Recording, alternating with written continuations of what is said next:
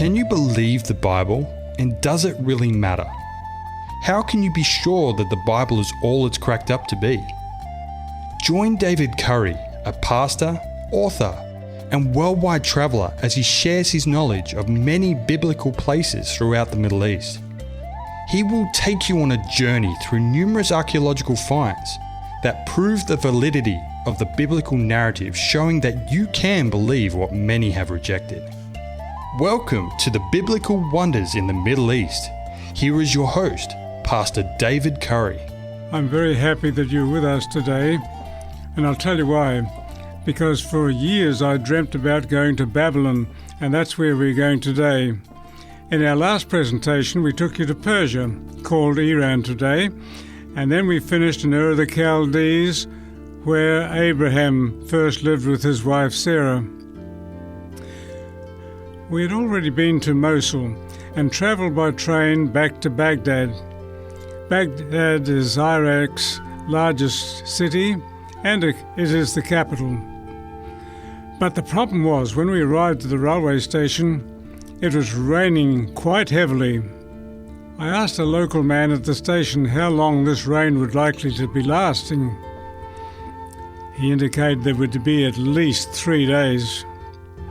My travelling companion was inclined not to go to Babylon, as it was about 70 kilometres south of Baghdad, and he didn't fancy being in the rain. I persuaded him that even if it was raining when we got there, it would be still worth having the trip. We hired a taxi, again at a very cheap price, and it was good that it was cheap, for the driver was extremely careful and travelled much slower than most Iraqis, and much slower than what we wanted to that day. This slowness was somewhat frustrating, as we had to see a lot of things that day. Well, as we were travelling towards Babylon, I was praying earnestly for God to do something, if possible, about stopping that rain. I badly wanted some good picture records of Babylon that I could use in my presentations in Australia and New Zealand. We were nearing Babylon when all of a sudden it appeared that the clouds parted in the middle of the sky and were replaced by beautiful blue sky and lovely sunshine. I was so pleased about this, for while it rained, it had caused the incessant dust of Iraq to disappear, and our pictures came out crystal clear. What a blessing. Well, why did I want to visit Babylon, even if it was raining?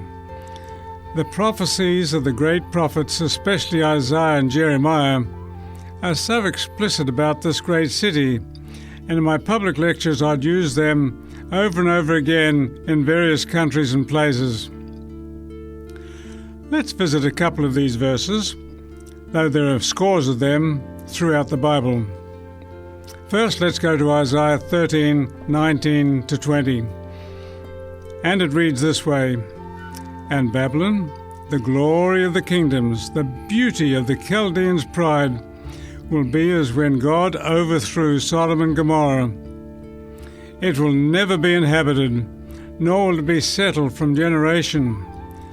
Nor will the Arabians pitch their tents there, nor will the shepherds pitch their tents there." Here Isaiah writes about this beautiful and large city basically becoming nothing. Imagine a prophet rising up today and writing similar words about New York or Melbourne. Let's look at what Jeremiah had to say about this city in Jeremiah 51:7 and 8. "Babylon was a golden cup in the Lord's hand. The nations drank her wine. Babylon has suddenly fallen and been destroyed." And then later in verse 58 it says, "The broad walls of Babylon shall be utterly broken." Talking about those broad walls, it's believed that several chariots could ride around the walls of Babylon side by side. It surely was a broad wall. And it says that Babylon was a golden cup in the Lord's hand. You know, God used Nebuchadnezzar Babylon's greatest king and builder, to take Judah captive. These rebellious Jews against God were kept in Babylon for 70 years, just as the prophet Jeremiah had predicted. He also predicted that the walls of Babylon would be no more. Those broad walls that kept the Jews captive for 70 years would not be any more. The books of Ezra and Nehemiah in the Bible give the history of the Jews being returned to the land of Israel under the Persian kings, specifically the King Cyrus, whom we mentioned last time, the Persian ruler. When we arrived at Babylon, outside the old city was a large replica of the famous Ishtar gate. Much of the original of this gate is in Berlin's Pergamon Museum and taken there by Professor Coldway, who was privileged to dig much of Babylon. Inside the old city, we met up with 3 young Iraqi ladies. They were visiting and not wearing the burqas, of which we saw so many in the north of Iraq. These ladies had learned English and were very happy to talk to us. I asked them a question. Why are the Iraqis working inside Babylon but not living here? They don't even have any tents here. They said quite positively that they wouldn't live here, for there were too many demons hiding among the ruins. But the prophet wrote, the Arabian would not pitch his tent there. Isaiah wrote, it would never be inhabited. And this is exactly how old Babylon is today. That great city has never been inhabited. On another occasion, in visiting the city through the vast ruins, we met the chief archaeologist of Iraq. He was supervising an archaeological dig at that time. He spoke very good English and made the observation that the UNESCO organization was involved in raising the temple of Ramses II at Abu Simbel in Egypt, in order that it would not be covered by Lake Nasser when the Aswan Dam was finished. Why then, he asked, could not they help to rebuild Babylon?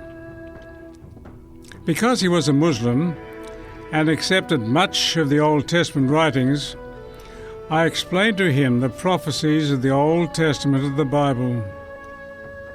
He never knew at all about the Bible's writings of Babylon, but he did accept the fact it was God's will that Babylon would not be rebuilt. On visiting Babylon, one cannot help but see the heaps of ruins that are there.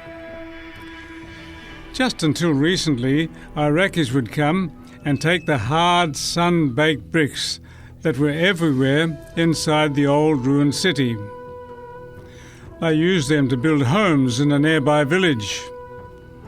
Fortunately, this has long since been stopped. When the Medes and Persians conquered Babylon in 538 BC, they took back to Persia thousands of donkey and camel loads of gold and silver. No wonder that Babylon was called the Golden City. It is mentioned by at least one other historian that the procession way from Nebuchadnezzar's palace to the Temple of Marduk was paved with gold. Just imagine that, a whole road, about nearly a kilometre long, being paved with gold. If you look in Daniel, the 2nd chapter, Nebuchadnezzar's Babylonian kingdom is portrayed as the head of gold. In Daniel 3, King Nebuchadnezzar was not satisfied with being just a head of gold.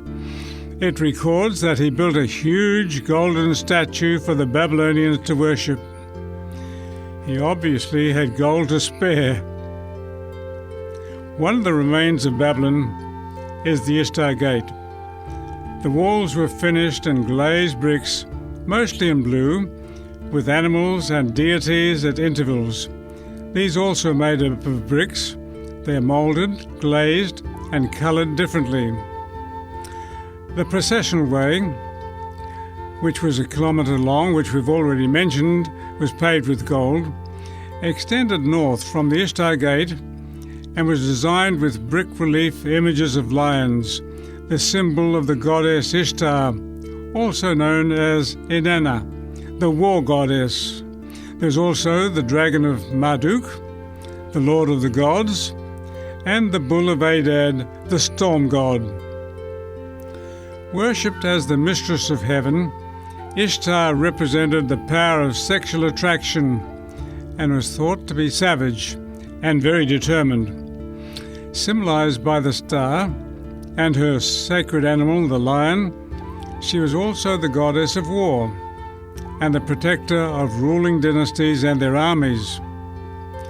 Apart from the Ishtar gate, most of Babylon is just heaps of bricks from previous buildings that had broken down.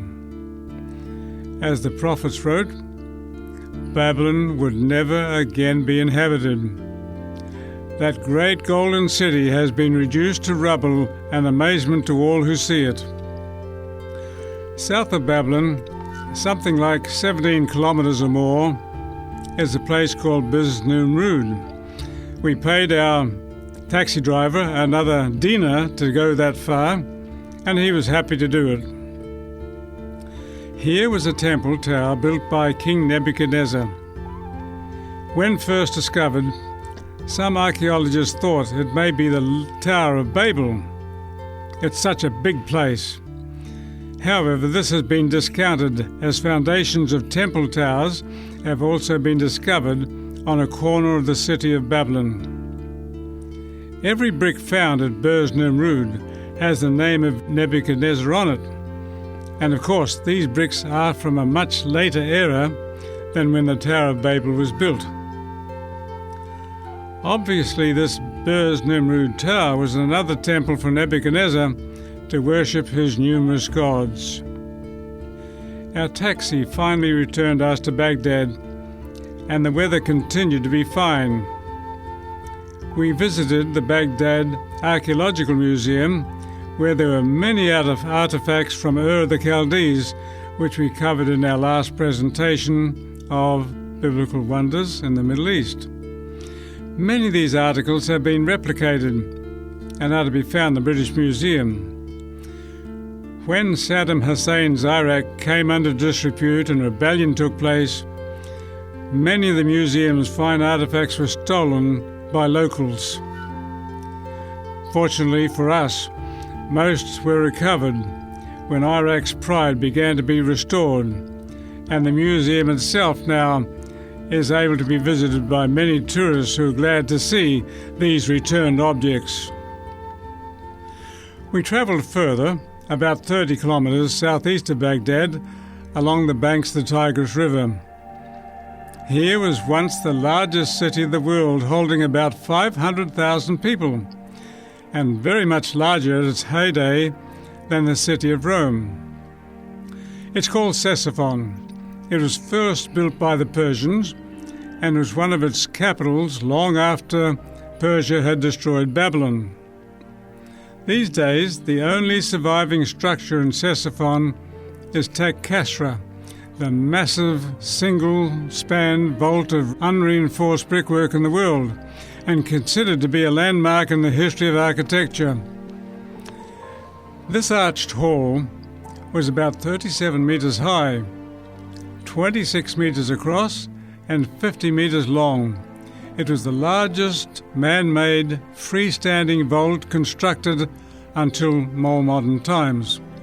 You just imagine this, all this brickwork, all unreinforced, and having such a big dome. It covered the dining hall for the kings of Persia and was lit with magnificent chandeliers, which have long since disappeared. Today, you can see locals climbing the arch, but the damage being caused may yet destroy this last remaining part of this great old city of Ctesiphon. Much of the city continued until the Tigris flooded in 1888, and most of the old buildings of the city were completely destroyed. Our visit to Iraq fulfilled some of my dreams. When we visited Ur the Chaldees, as we mentioned last time, Nineveh and Kosovo, which we'll mention next time, and Babylon, which we have mentioned in this presentation. As we have seen today, the Bible predicted the fall of the great city of Babylon, built largely by King Nebuchadnezzar.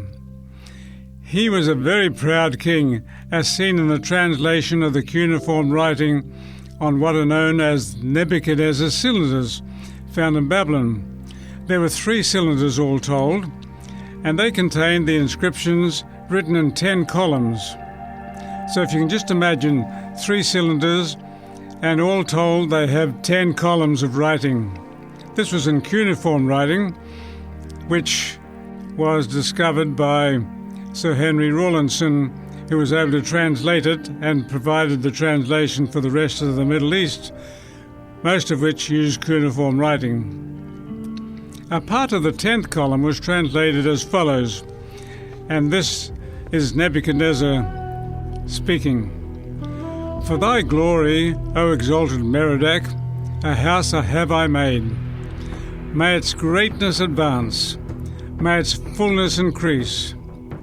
In its midst, abundance may it acquire. May its memorials be augmented. May it receive within itself the abundant tribute of the kings of nations and of all peoples. Well, this translation fits in very well with Nebuchadnezzar's own words in Daniel 4:30. Is not this great Babylon that I have built for a royal dwelling by my mighty power, and for the honor of my majesty? Indeed, Nebuchadnezzar was a very proud king, not only written by Daniel, but also in the 10th column of the Nebuchadnezzar cylinders. Nebuchadnezzar had conquered the then-known world and built a wonderful golden city that straddled the Euphrates River. The amazing thing about this was the king's change of heart, which is seen in the same chapter 4 of Daniel. God humbled him for 7 years, when he became as an animal, eating grass as the oxen in the field. In the same chapter he gives his own biography, at the end of which he is praising the God of heaven instead of his own Babylonian gods. When Daniel wrote in Daniel 2, a great prediction that has astounded many people over the years, he wrote about a great image.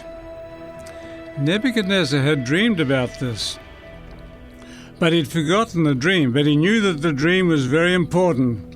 And he called all of his magicians and the scholars of the day to not only interpret the vision, but to give what the vision was. They couldn't do this.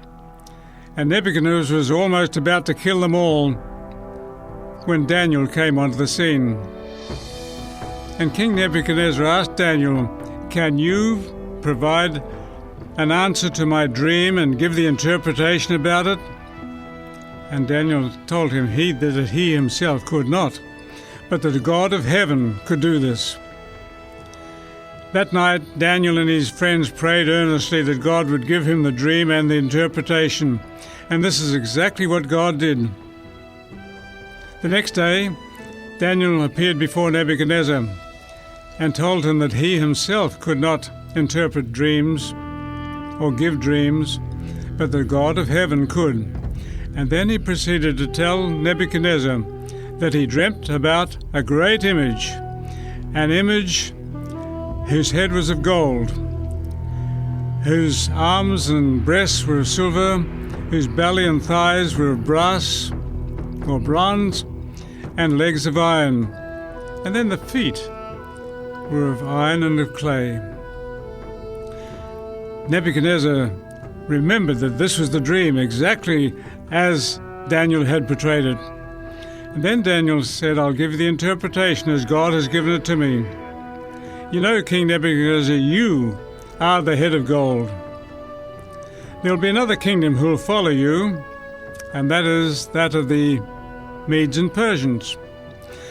After they were defeated by the Greeks, then the Romans came to power, and they ruled longer than any of those first kingdoms. But they also came to their end. And finally the Roman Empire was broken up into 10 kingdoms, sometimes less, sometimes more. This was represented by the feet of iron and of clay. And then Daniel said, "You saw a stone cut out of a mountain without hands and smiting the image on the feet. And it became just like the chaff of a summer threshing floor, blown all around." We know today that Nebuchadnezzar was a golden kingdom, and that head represented his kingdom. Then the Medes and Persians, then the Greeks, and then the Romans. Isn't it amazing how Daniel could tell Nebuchadnezzar, through inspiration of course, the role of the kingdoms to come? And that's exactly what history shows us. And it shows us also the 10 kingdoms arising out of Europe mainly. And then sometimes there were more, sometimes 7, sometimes 14. But they never would cleave one to another. As Daniel said to the king, these kingdoms would mingle themselves with the seed of men, but they'll never cleave one to another. And that basically means that these kingdoms would mingle, but never again be a big kingdom like Babylon, Persia, Greece, or Rome. They'd be separate kingdoms until the time when the stone was cut out of the mountain without hands. The great kingdom of God would be set up, destroying all the kingdoms and the heavenly kingdom set up. When Nebuchadnezzar heard all of this, he was absolutely amazed and bowed himself before Daniel. But it didn't sink home. And the next chapter of Daniel tells us that he made a great big golden image. Head, arms and breasts of silver, thighs of brass, and legs of iron. But now it was all gold. And Nebuchadnezzar asked all of his nobles and people to come down and worship this golden image. He would have music playing, and as it was played, the people were to kneel down and worship. But 3 men did not do that. They were Shadrach, Meshach, and Abednego. When some of the people reported to Nebuchadnezzar that these Hebrews had not kneeled down, he was quite angry about it. And he told them that he would put them in the fire if they did not worship. He would play the music again. Maybe they didn't understand because they were Hebrews what had been said. No, they said, "We cannot and will not worship any other image or god that you have, because we worship the God of heaven." Nebuchadnezzar became so angry that he had his people heat up the furnaces 7 times hotter. And even when the soldiers were putting them in, they died of the heat.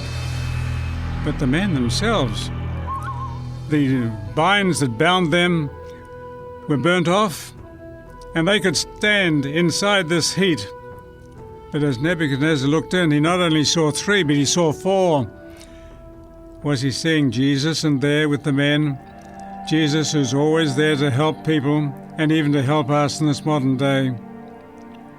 This was an amazing prediction. Nebuchadnezzar had made a golden image, but now all that went into oblivion, and particularly, as I said earlier, that in chapter 4, he is humbled before God. He becomes like an oxen out in the field, eating the grass, his fingernails growing like claws, his toenails growing the same way, just like claws of an animal. But after 7 years, God brought him back. His mind was given back to him, and he praised the God of heaven. You know, no matter what circumstances we go through, God is always at our side. He's always there to bless us, to help us, to heal us, to strengthen us, and above all, to give us salvation. God wants us in his kingdom, just as he wanted King Nebuchadnezzar in his kingdom.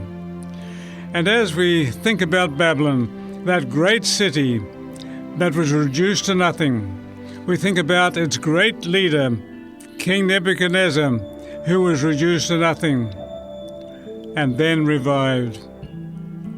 Sometimes we may feel that we're reduced to nothing, but God lifts us up, God strengthens us, God has salvation in mind for us, God has a place in His kingdom for us, just as He has for Nebuchadnezzar.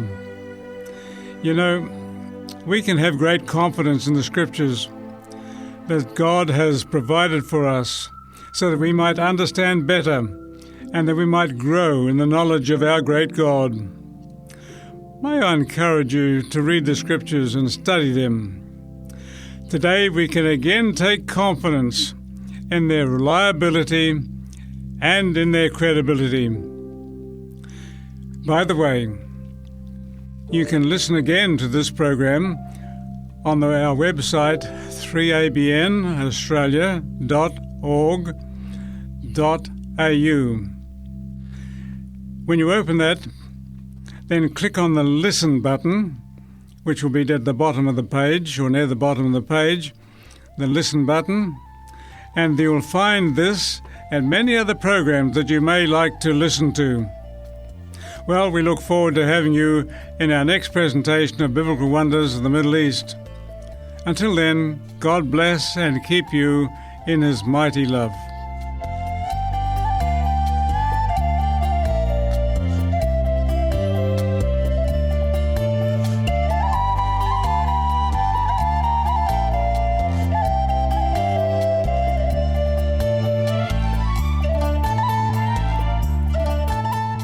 You've been listening to Biblical Wonders in the Middle East with Pastor David Curry.